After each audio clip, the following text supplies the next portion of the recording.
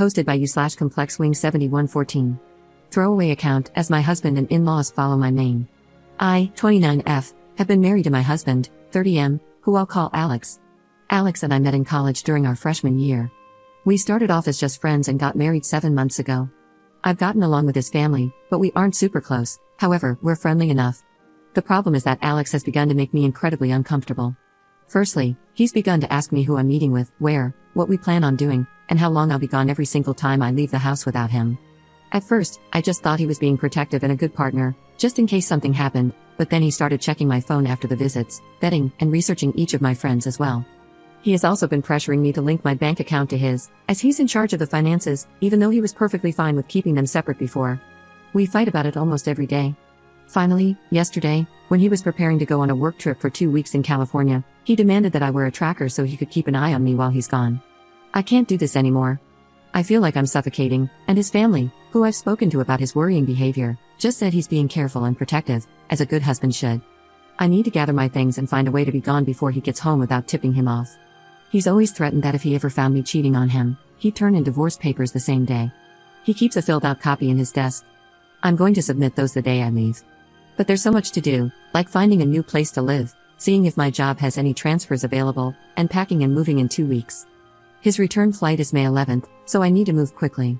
I'm posting here because I don't have any close family, and I can't risk dragging my friends into this since we share the same friends. I just needed a place to vent and ask if anyone has any advice on the easiest and safest way to do this. Edit. Oh my god, you guys are amazing. I never even thought about not using his divorce papers. I'll check for cameras before I start any packing or prepping.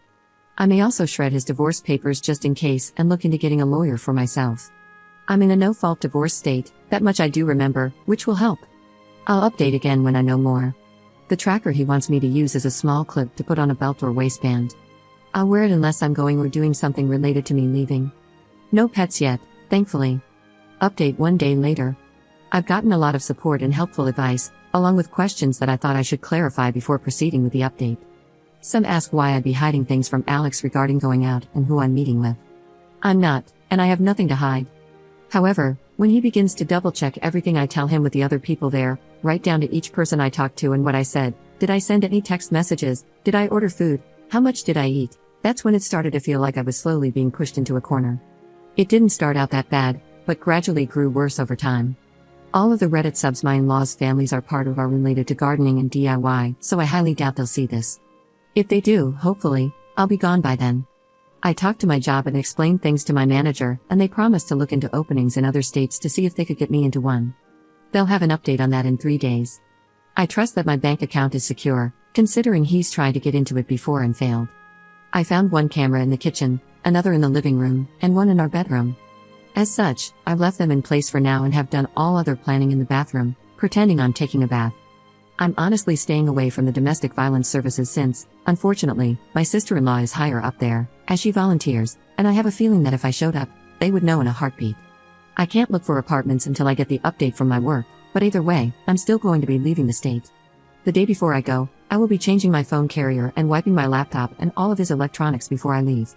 I've met with 2 lawyers so far and had them look over the paperwork my husband had prepared, and both said it had some clauses that could have caused me trouble down the line. What alarmed all of us was the fact that several of those clauses dealt with future children, and not as a hypothetical. Like several here suggested, I have a feeling he fully intended on getting me pregnant to keep me trapped and tied to him. There are 3 other locations my job could send me to, and I have, as a precaution, begun looking into all 3 cities and housing in those areas, just in case one of them is where they send me. Even if they don't have an opening to push me into, I will just have to quit, move, and figure things out on my own. I have enough money to live and survive for a few months until I can pick up another job. Unfortunately, all of our friends are mutual, and they would likely be unaware of the consequences of saying or sharing anything I do or say with my husband. I don't have any surviving close family, and obviously, my in-laws are not a reliable resource. I am on my own, unfortunately, aside from the wonderful bonds I've begun to make here. I will update again if I get more information or if something else happens.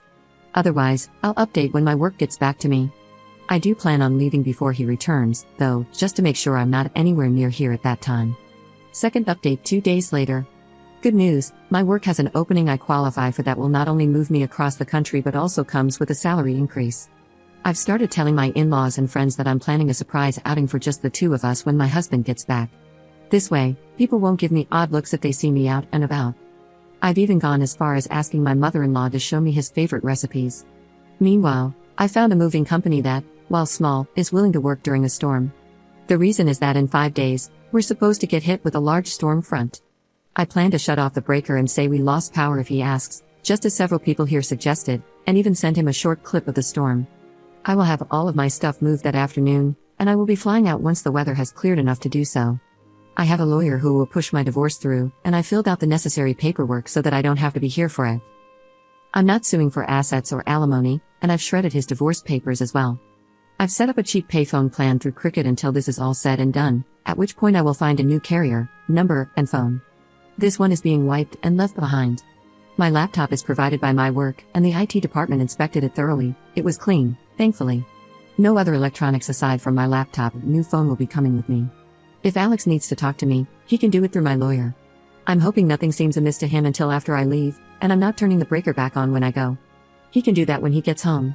My work is covering the plane ticket, so at least that's one expense I don't have to worry about. Third update 1 week later. It's been a busy week, but I've gotten so much done. Firstly, I am now out of the house and staying in a hotel while I look for an apartment. It's a big city, bustling with people no matter where you look. A pretty bad storm system hit back home that actually lasted 2 days, high winds, thunder, lightning, and even hail everywhere. I didn't take much from the house, just my documents, clothes, and important sentimental items. I left all the furniture and electronics behind. I cleaned the house top to bottom and took pictures on my phone so he can't claim I damaged anything when I left. My lawyer has already started divorce proceedings, and my husband will be served on the 8th. His plane is due to land early in the morning, and the sheriff will be at the house waiting for him. He is very much concerned about public appearances and reputation. My lawyer will also call him to inform him that I am more than willing to expose everything about his actions publicly if that's what it takes to secure my freedom from him. I will go to court as long as necessary to get this pushed through. I haven't told our friends or his in-laws yet. I plan to do that while he's on the flight to prevent him from getting wind of it before he's handed the divorce papers. I will be calling around and explaining why we're getting divorced to try and prevent him from twisting this into somehow being my fault. I don't want him to claim I had an affair or something, so I want to get the truth out before he has a chance to twist it. I'm doing okay. I'm tired, but I feel almost jittery and off-kilter. I keep looking over my shoulder and monitoring what I say, even when I don't really need to anymore. Hopefully, that will fade soon. My work is covering the cost of the hotel, and I'm working on getting my other things in order. I also need to find a new general practitioner, as I want to get a full checkup just to make sure everything is okay. I don't know when my next update will be, probably when the divorce papers are filed or if we have to go to court to push them through. I'll try to keep my head up, but it feels like I'm in a whirlwind with so many things to do and think about. I kind of thought it would be easier once I got out of the house, but while the fear is smaller, the number of tasks seems to have only grown. Fourth update 1 week later. Sorry I haven't updated in a while, things got hectic and a bit chaotic. Firstly, I'm still working on getting an apartment and have applications in at 3 different places, so hopefully I'll hear back soon. I'm still going into work at the new location, so I don't have to worry about burning through my emergency savings completely. I've gotten a lot of emails from Alex, his family, and our old friend group, asking question after question. I've only sent one email back to Alex, explaining that I don't believe we are truly compatible and that it's best we separate now. I also told him that his treatment of me, when I'd done nothing to deserve it, was just as much of a deal breaker as cheating would be for him. I ended the email with a statement that I would not be contacting him further and that anything else he needed to pass on to me, or vice versa, would be done through my lawyer. For his family and friends, I typed up one email outlining everything that had happened and why I left. I told them I wished them no ill will, but that such treatment of a wife and partner was not acceptable. I also said that if Alex gets remarried in the future, I hope they will help support both partners, not just Alex. According to my lawyer, Alex was livid when he was served. The sheriff ended up booking him for assault on an officer and menacing, due to the threats he was shouting. His father bailed him out a few hours later, but with the sheriff's testimony, my lawyer believes I have a very good chance of getting a restraining order. Upon returning to the house, Alex apparently lost his temper again. He broke the dining table into pieces, destroyed the TV, and put several holes in the walls. At least, that's what one of our friends reported in an email, as Alex called him to help clean up the mess. My lawyer already has the pictures I took of the house, with timestamps as evidence that nothing had been damaged by me. My friend reported that Alex tried to claim I had trashed the house, but the holes in the wall were at head height. Alex is 6 feet 3 inches, and I'm 5 feet 4 inches, so my friend knew that was false. Either way, taking those pictures will definitely help me, so thank you again to everyone here for the advice, because I never would have thought of that on my own. My work won't share any details of where I am, as I work with some high-end clientele who value security, and that information won't be gossiped about. And no, I'm not some adult entertainment worker. I deal with contracts, notary services, and business management. So even if Alex tried to use my work to find me, he wouldn't succeed. 5th update 2 weeks later. It's been a little bit, and I thought I'd answer some questions before giving my update. It may be a while before things change again. Firstly, no, I didn't bring my car. The public transport here is good enough that I don't need one. I have secured an apartment, and the building has good security. You need a key card to enter, and there is a security guard at the desk right by the entrance.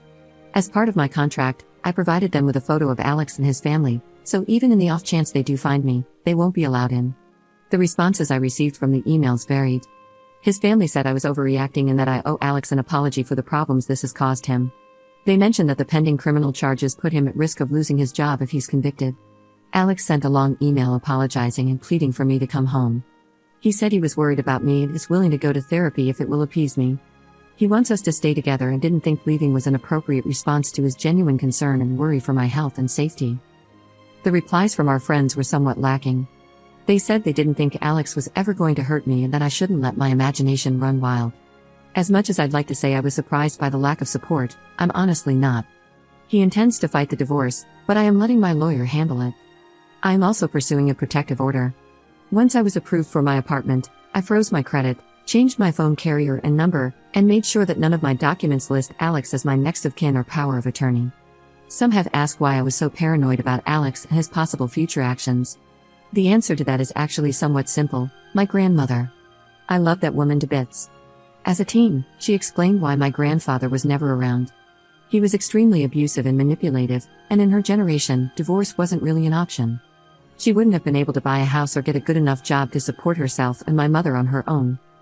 As such, she endured it, shielding my mom as best she could until my grandfather died.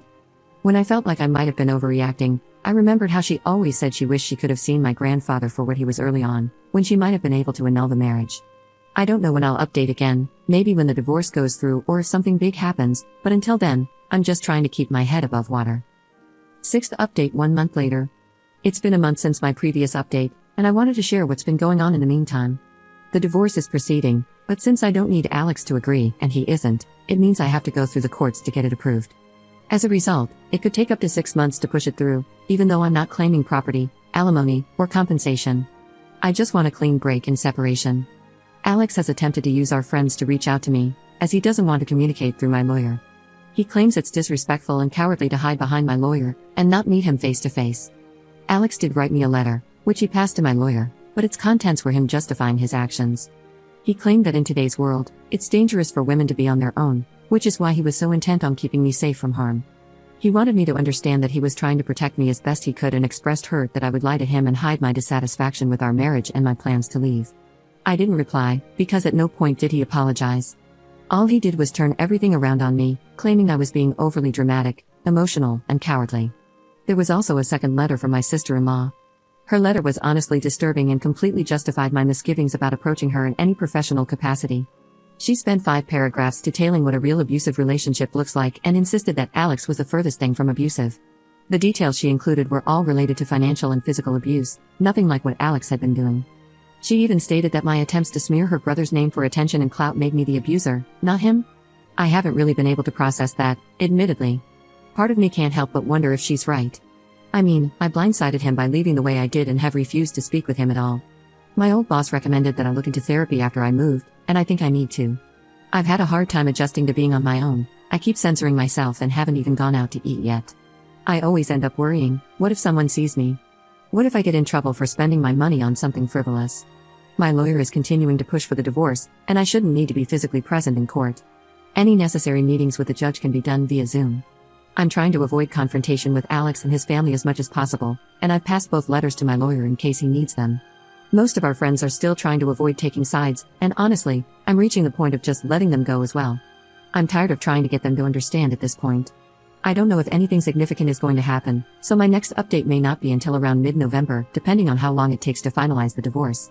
Work is going well, and having something familiar to anchor my day-to-day life has been helpful when so much has changed, and is still changing. 7th update 4 months later.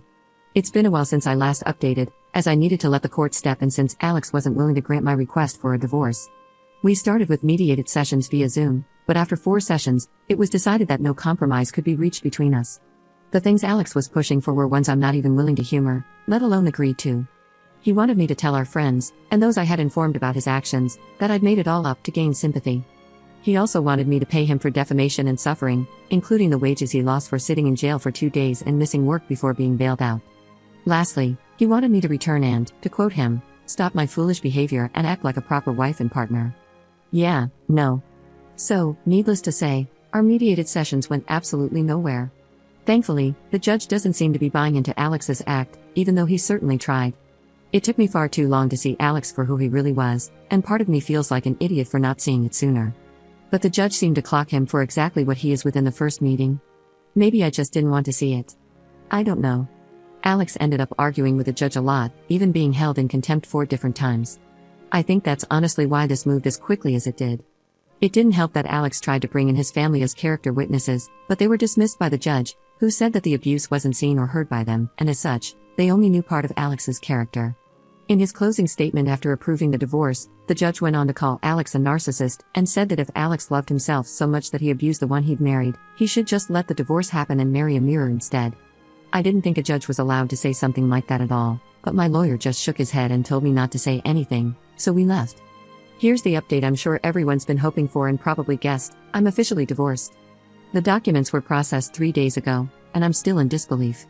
I have no contact with Alex anymore, nor do I want any. I've also decided not to give our friends my new contact information. While I may not have replied to everyone, I did read all of your comments, and your repeated reminders that they weren't actually friends really helped me see that. Since I've moved far from that place, I decided to start over: new home, new place, new friends. It's been a slow process, but I've started therapy, though it took almost 3 months to get in due to the usual wait times. I've been going 3 times a week ever since, and it's helping, even with things I thought I'd already worked through. Alex didn't take the divorce well, according to my lawyer, who's been keeping tabs on him to make sure he stays away from me. Apparently, something happened at his job, though I don't know what exactly, as I have no way to get that information, but whatever it was, it cost him his job. My lawyer also did something I didn't expect, but I think everyone will appreciate. He took the letter my ex-sister-in-law sent me and forwarded it to the domestic violence organization she works for, along with a formal statement about Alex, his actions, and the judge's decision. She's been let go as well. Given how closely those organizations work with one another, my lawyer said her chances of getting another position at a similar organization are slim to none. I actually laughed, though I got a bit teary, when he said that and added, "Slim is on a leaky rowboat to China." I've been crying a lot lately, but my therapist says it's normal and shows I'm actually processing things instead of bottling them up and pushing them down. I'll try to update in a month or so, if my emotions level out somewhat, to explain a few more of the details, but I wanted to get this out there and thank everyone for their continued support and encouragement. I appreciate each and every one of you, I really do. You gave me the hope that leaving him wasn't going to be this giant black mark I'd never heal from or move on from. Work is going well, and the sense of normality and routine is helping me avoid feeling like everything has been spiraling out of control.